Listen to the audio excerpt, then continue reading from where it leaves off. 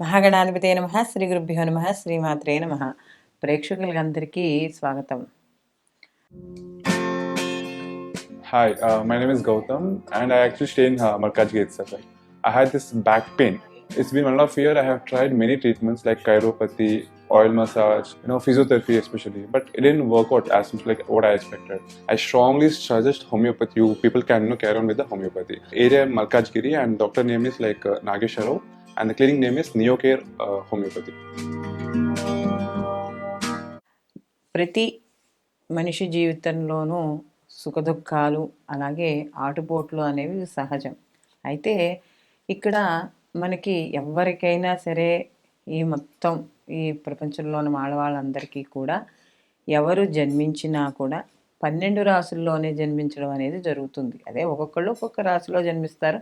ఎవరు ఏ జన్మించినా ఆ 27 నక్షత్రాలు ఆ 12 రాసుల్లోనే జన్మించడం అనేది జరుగుతుంది. అయితే ఇక్కడ ఈ నవగ్రహాలు అనేవి ఏవైతే ఉన్నాయో ఈ నవగ్రహాల యొక్క సంచారము, స్థితి, అలాగే వాటి ఉండే ఉచ్చ నీచ స్థానాలు, అలాగే వాటికి సంబంధించిన యోగాలు, అలాగే వీటికి ఏవేవైతే జాతక ప్రకారం ఉండి జరుగుతున్న మహర్దశలు, అంతర్దశలు, ప్రత్యంతర్దశలు వీటిని బట్టి, అలాగే వీటికి మధ్య మధ్యలో గోచారీచ, వక్రీకరణ, అలాగే స్తంభన చెందడం, ఇలా రకరకాల యొక్క గ్రహాల్లో యొక్క మార్పులను బట్టి, అంటే వాటి యొక్క స్థానచలనాలు, వాటి యొక్క వీక్షణలు, వీటి బట్టి వచ్చే మార్పుల్ని బట్టి మనకి జీవితంలో మనకి హెచ్చు తెగ్గులు ఉండడం అనేది జరుగుతుంది. ఒక్కోసారి గ్రహాలు అనుకూలంగా ఉన్నప్పుడు అప్పటి వరకు చాలా పేదరికంలో ఉన్నవాళ్ళు కానీ, కష్టాలు అనుభవిస్తున్న వాళ్ళు కానీ, లేకపోతే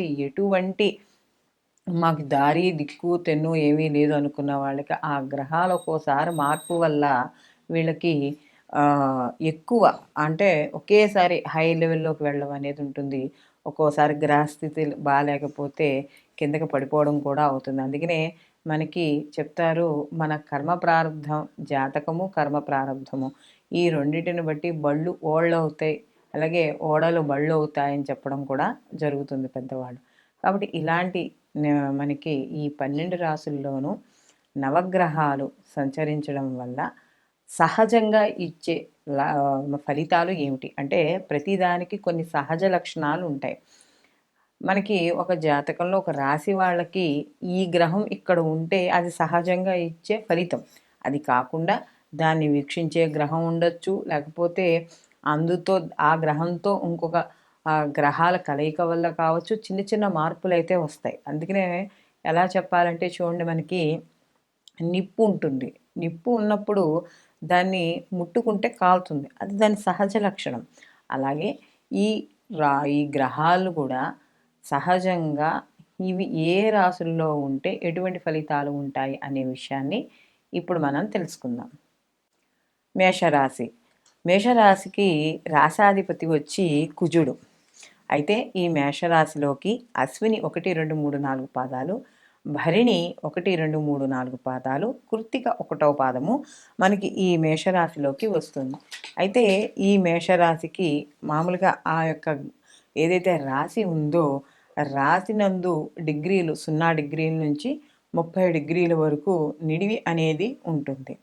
అయితే ఇక్కడ మనకి చూసుకుంటే ఇక్కడ చరరాశి, అలాగే ఇది పురుషతత్వానికి సంబంధించింది, అలాగే కుజుడు కాబట్టి కాస్త అగ్నితత్వానికి సంబంధించిన వాడు. అయితే ఇక్కడ ఈ మేషరాశిలో నవగ్రహాలు అంటే జన్మరాశిలో నవగ్రహాలు సంచారం చేస్తే ఎటువంటి ఫలితాలు ఉంటాయి అనే విషయాన్ని తెలుసుకుంటే, ముందుగా రవి కానీ ఏవైనా ఇక్కడ జన్మలో సంచరిస్తూ ఉంటే, కారణం ఇక్కడ రవికి ఈ మేషరాశి అనేది ఉచ్చస్థితి, ఉచ్చక్షేత్రం. అలాంటి రవికి అందులో వీళ్ళకి ఏమవుతాడు, పంచమాధిపతి అవుతాడు. పంచమాధిపతి అయిన రవి ఇక్కడ వీళ్ళకి జన్మలో సంచారం చేయడం వల్ల అతను ఎంతో అదృష్టవంతుడుగాను, అలాగే ఇతనికి ఆదాయ మార్గాలు విపరీతంగా పెరగడము, లేదా ఆదాయ మార్గాలు చూసుకునే విధానంలో కలిసి రావడము, ఇలాంటివన్నీ కూడా వీళ్ళకి కుదురుతాయి. అలాగే ప్రతి పనిలోనూ కూడా నేర్పరితనము, తెలివితేటలు,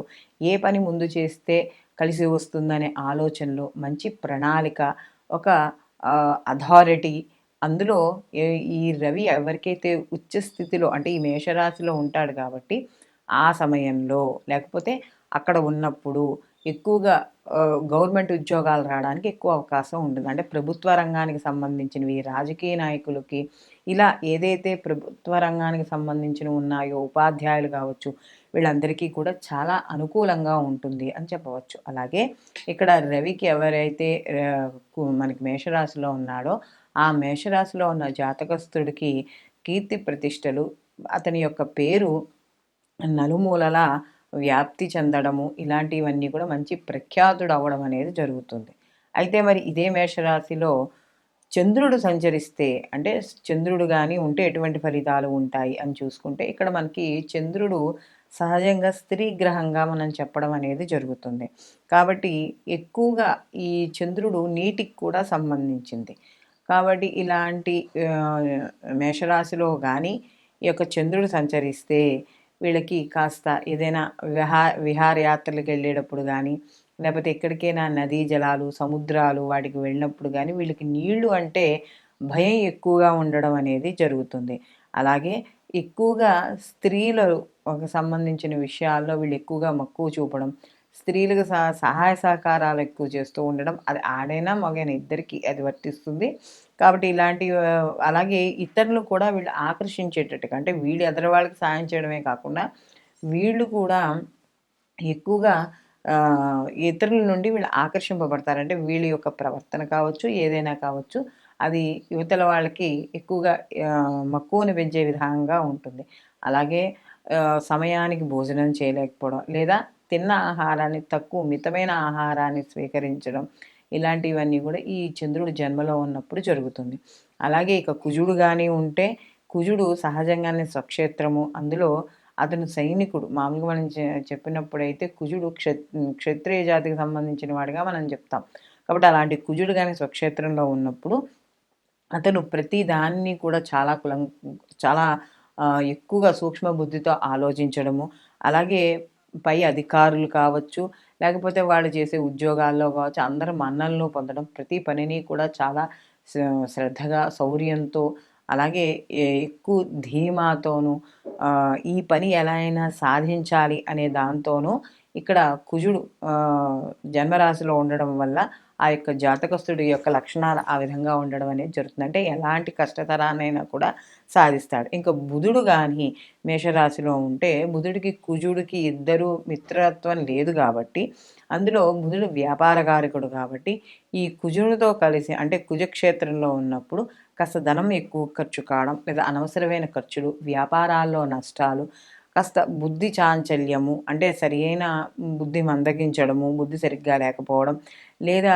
ఇతర స్నేహాల వల్ల నష్టపోవడం, లేదా స్నేహితుల వల్ల నష్టపోవడం, అక్కర్లేని ఆలోచనలు, అలాగే అక్కర్లేని ఏవైతే పనులు ఉంటాయో అంటే ఏవైతే ధర్మవిరుద్ధమైన పనులు ఉంటాయో అలాంటి పనుల్లో ఎక్కువ మక్కువ చూపడం, ఇలాంటివన్నీ కూడా బుధుడు సహజంగా ఇచ్చే లక్షణాలు మేషరాశిలో ఉన్నప్పుడు. అలాగే గురువు కానీ ఇంకా ఈ యొక్క మేషరాశిలో ఉన్నప్పుడు ఇక్కడ గురువు అనేటప్పటికీ ఈయన సౌమ్యవంతుడు, ఆధ్యాత్మిక కారకుడు. కాబట్టి ఇలాంటి గురువు కానీ మేషరాశిలో ఉన్నప్పుడు ఇద్దరికీ మిత్రత్వం ఉంటుంది కాబట్టి ఇక్కడ చాలా దయతో ఉండడం అంటే కోపంలో అంటే సహజంగా కుజుడి యొక్క క్షేత్రమైనా కూడా ఇక్కడ గురువు కదా, గురువు దయాళుడు కాబట్టి ఈ దయాళుడైన గురువు అందులోనూ దేవగురువు కాబట్టి ఈయనకి చాలా ఓర్పు అంటే గురువు ఎవరికైతే మేషరాశిలో ఉంటారో వాళ్ళకి ఓర్పు, సహనం, అలాగే ఇతరులకు సహాయం చేయాలనే ఆలోచనలు, మంచి సేవాభావము, ఇలాంటివన్నీ అంటే ఏదైనా ట్రస్టీల్లో వాటిలో మెంబర్గా ఉండడం, సేవా కార్యక్రమాలు ఎక్కువగా చేయడం, ఇలాంటివన్నీ కూడా చేస్తూ ఉంటారు. ఇంకా శుక్రుడు కానీ ఈ యొక్క మేషరాశిలో ఉంటే వీళ్ళకి ఏదైతే వాళ్ళ యొక్క సంబంధించిన పార్యపరంగా ఏవైతే వస్తున్నాయో వాటికి విరుద్ధంగా అంటే ధర్మబద్ధమైనవి కావచ్చు, వాళ్ళ ఆచార వ్యవహారాలకు కావచ్చు, వాటిలో ఎవరికైతే ఉన్నారో వాటికి విరుద్ధంగా ప్రవర్తించడం, అలాగే ఇతరులు చెప్పిన మాటలకి వాళ్ళు లొంగిపోవడం, లేదా ఇతరులకి చూసి వీళ్ళు కొద్దిగా అంటే వ్యతిరేక భావంతో ఉండడం, అధర్మబద్ధమైన ఆలోచనలు ఇలాంటివి ఎక్కువగా చేయడం అనేది జరుగుతూ ఉంటుంది. అలాగే వీళ్ళ వల్ల కొంత ఇంటికి అంటే కొద్దిగా చిన్న చిన్న ఇబ్బందులు అంటే ఏవైనా మాట పట్టింపులు ఇలాంటివి కూడా వచ్చే అవకాశం అనేది కనబడుతోంది. ఇంకా శని గాని, శని భగవానుడు గాని ఇక్కడ ఉంటే ఇక్కడ ముఖ్యంగా చూసుకుంటే శనికి ఇది నీచ క్షేత్రము. కాబట్టి ఇలాంటి నీచ క్షేత్రంలో శని గాని ఉంటే అక్కడ చాలా అంటే తనకి నీచక్షేత్రం అనేటప్పుడు కొంచెం కన్వీనియంట్‌గా ఉండదు. కాబట్టి అలాంటి పరిస్థితుల్లో ఏమవుతుంది అంటే ఎక్కువగా దొంగతనాలు లేకపోతే అధర్మంగా కార్యక్రమం చేయాలనే ఆలోచనలు రావడం, ప్రతిదాన్ని అంటే ఏదైతే ధర్మబద్ధమైన కార్యక్రమాలు ఉన్నాయో వాటిని వ్యతిరేకించడం, దైవారాధన చేయలేకపోవడం, ఆధ్యాత్మిక పరంగా కొద్దిగా దూరంగా ఉండడం, అలాగే ప్రతిదానికి మూర్ఖత్వము, వితండవాదనలు, అక్కర్లేని మాటలు మాట్లాడడం, ఎక్కువగా కోపం రావడం, అలాగే ఇష్టం వచ్చినట్టు ఒక సమయము, సందర్భము లేకుండా ఎలా అయితే ఒక చెడు స్నేహాలతో వెళ్ళిపోవడము, ఇలాంటివన్నీ కూడా ఎక్కువగా కనపడుతూ ఉండడం అనేది జరుగుతుంది. ఇంకా రాహు గాని మనకి ఈ జన్మలో ఉంటే మేషరాశిలో ఇక్కడ ఎక్కువగా శరీర బాధలు ఎందుకంటే రాహు కుజులకి పడదు. అలాంటి రాహు గాని ఇక్కడ మేషరాశిలో ఉంటే కాస్త శారీరక దృఢత్వం తగ్గడం, శారీరక బాధలు, అలాగే దుష్ట ఆలోచనలు, ఎవరినో ఏదో రకంగా మోసం చేయాలనే ఆలోచనలు, లేదా ఇతరులను మోసం చేసి డబ్బులు తీసుకోవడం కావచ్చు, లేకపోతే ఏదైనా ఒక దొంగతనం రకమైన భావనలు కావచ్చు, లేకపోతే ఇతరులకు నష్టం కలిగించే పనులు చేయడము, లేదా ఎవరిదైనా చెడు వాళ్ళతో కలిసి ఇక్కడ మంచి ఎవరైతే చేస్తున్నారో వాళ్ళ కిందకి లాగేయాలని ఇలాంటి ఆలోచనలు ఎక్కువగా ఈ రాహు కుజుల్లో కుజస్థానంలో ఉన్నప్పుడు కనబడతాయి.